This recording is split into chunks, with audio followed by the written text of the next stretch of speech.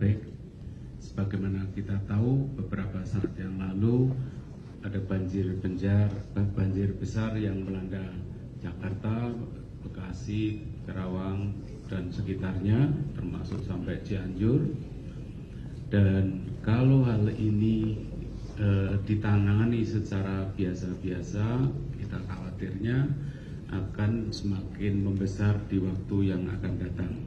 Oleh karena itu, kita tadi membahas penanganan yang lebih sinergis, lebih komprehensif dari hulu sampai dengan hilir.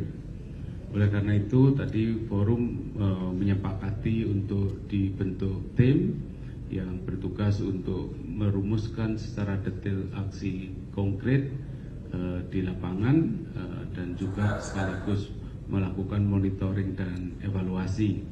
Tadi disepakati di rapat, ketua timnya adalah Bu Wamen Pekerjaan Umum, dan kemudian nanti anggotanya adalah berbagai eselon 1 di masing-masing KL, termasuk dari daerah, yaitu tadi dihadiri juga oleh Pak Gubernur DKI, oleh Pemprov Jawa Barat dan Pemprov Banten.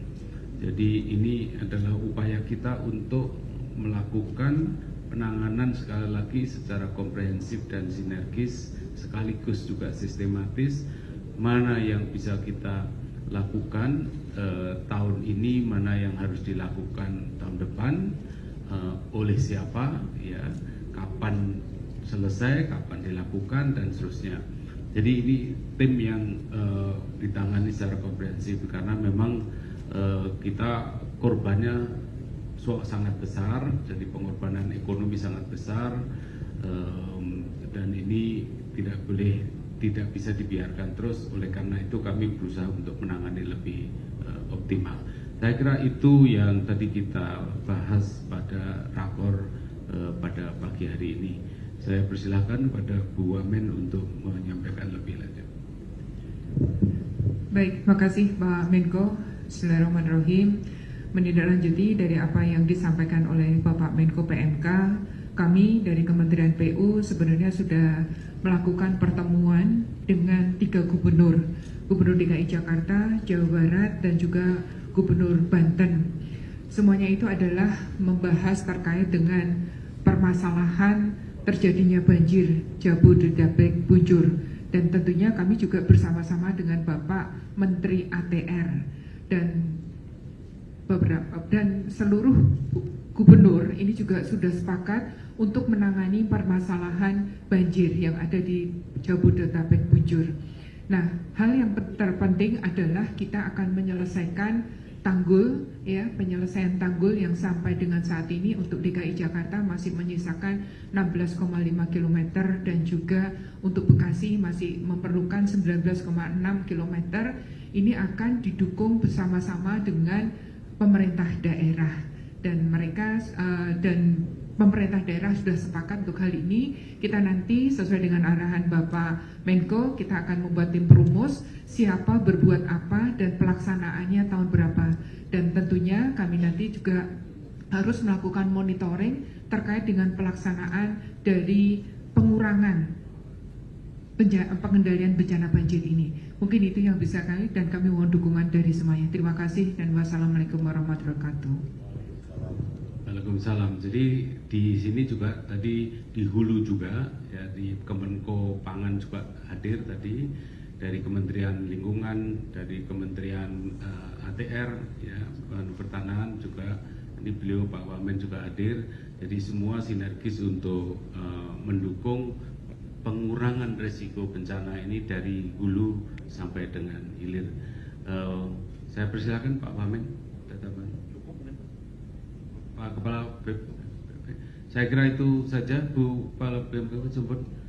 Sampun ya, maaf ini roaming. Terima kasih rekan-rekan media, terima kasih. Selamat siang. Ada ya. Untuk mitigasi jangka pendek Pak, banjir di saat nanti hari raya, apakah ada langkah-langkah dari pemerintah Pak? Terima kasih. Untuk jangka pendek, kami sudah berkoordinasi terus dengan BMKG, dengan pemerintah daerah, ya, dipastikan tadi untuk DKI Jakarta untuk tanggal 25 sampai tanggal 1 untuk hujan ringan prediksi BMKG. Nanti untuk lebih jelasnya dijelaskan oleh Ibu Kepala BMKG. Hanya ada ancaman banjir rob mulai tanggal 28 sampai tanggal 1. Nah tadi Pak Gubernur DKI juga dengan kami sudah melakukan langkah-langkah mitigasinya. Kemudian untuk Jawa Barat itu yang prediksi hujan agak lebat, sedang sampai lebat adalah di tanggal 28 dan titiknya di puncak gitu ya. Jadi untuk menyikapi hal tersebut, BNPB dengan pemerintah Provinsi Jawa Barat sudah sepakat mulai tanggal 27, 28, 29, 30 juga dilaksanakan rekayasa cuaca. Untuk Jawa Barat bekerja sama dengan TNI, terbang siang, untuk BNPB terbang malam. Kemudian untuk Banten itu relatif juga aman, hujan ringan, sehingga mitigasinya terkait dengan cuaca untuk menjelang Idul Fitri ini hanya di Jawa Barat. Kemudian apa yang disampaikan Ibu Wamen tadi adalah tengah dan hulu ya. Hilirnya untuk banjir yang tanggal 3 Maret 2025 yang lalu ini semuanya sudah proses pemulihan ya. Proses pemulihan ada rincian-rinciannya, jadi jembatan-jembatan yang putus sudah dibangun kembali, rumah-rumah yang rusak diperbaiki, bahkan juga ada beberapa relokasi. Itu rinciannya jelas dari mulai Kabupaten Bogor, Kota Bekasi, Kabupaten Bekasi, Tangerang, itu semuanya ada. Nanti silakan kalau mau data yang lebih jelas dalam kesempatan yang akan datang bisa ditanyakan ke BNPB. Seperti itu ya. Pak, izin Pak, untuk OMC sendiri kemarin sempat dihentikan ya untuk sementara. Apakah nantinya akan dilanjutkan lagi?